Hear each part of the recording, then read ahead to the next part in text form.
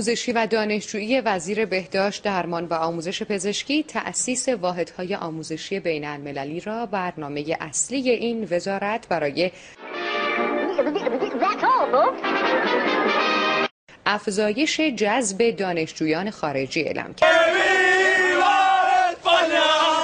عین اللهی که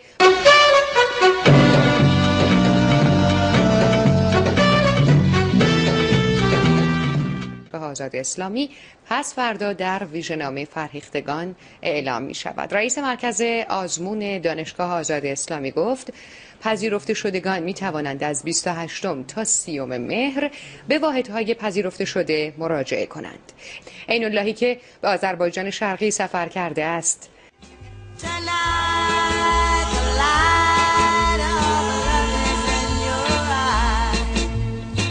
افزایش جذب دانشجویان خارجی اعلام کرد. عین اللهی که به آذربایجان شرقی سفر کرده است گفت